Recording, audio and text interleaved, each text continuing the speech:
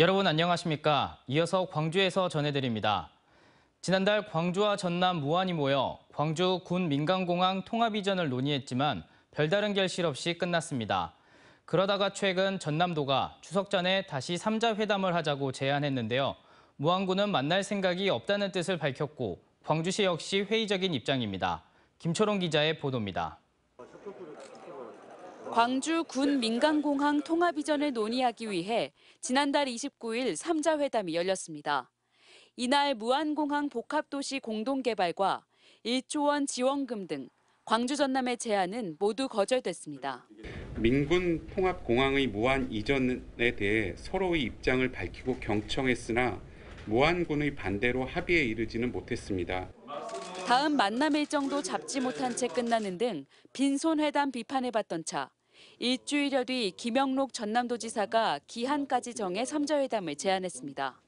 9월 추석절 이전에 한 번 더 만나자 이렇게 제안을 해놓고 있습니다. 하지만 현재까지 회담 개최 가능성은 희박해 보입니다. 다시 3자 회담에 참여할 생각이 있냐는 취재진의 질문에 김산 무안군수는 아직 없다고 답했습니다. 광주와 전남의 제안이 설득력이 없었냐는 질문에는 광주와 전남을 존중하는 차원에서 언급하지 않겠다고 했습니다. 기존 입장 그대로인 겁니다. 광주시는 무안군이 반대 입장을 고수하면 3자 회담은 의미가 없다고 밝혔습니다. 또 만나더라도 무안군이 입장을 정확히 알리도록 공개적인 자리를 만들 계획이라고 덧붙였습니다. 광주시는 무안군민을 직접 설득하는 쪽에 무게를 두고 구체적인 방안을 이달 안에 발표할 예정입니다. 무안군의 무조건적인 반대 입장에 광주시와 전라남도의 답답함과 이를 지켜보는 지역민들의 피로감도 갈수록 더해지고 있습니다. MBC 뉴스 김초롱입니다. 정치권과 시민단체를 중심으로 여순 사건 진실규명을 위한 제도 개선 요구가 이어지고 있는데요. 지역에서는 여순 사건의 실상을 알리고 희생자와 유족들의 애환을 달래기 위한 전시회가 열려 눈길을 끌고 있습니다. 문영철 기자입니다. 마을 곳곳이 불타고 있는 70여 년 전 여수 시내의 모습. 밭 한가운데선 군인들이 시민들을 향해 총을 겨누고 한쪽에서는 이미 총살을 당한 이들이 쓰러져 있습니다. 불에 탄 시체 앞에 주저앉은 유족의 뒷모습에는 형용할 수 없는 절망이 묻어납니다. 관람객들도 무거운 마음으로 여순 사건을 그려낸 작품들을 감상합니다. 교과서에서만 배운 역사적 사실이잖아요. 근데 진짜 이렇게 가슴으로 확 다가오면서 너무 좀 약간 슬프기도 하고 다시는 이런 이념으로 인해서 약간 희생당 그런 것들이 없었으면 좋겠어요.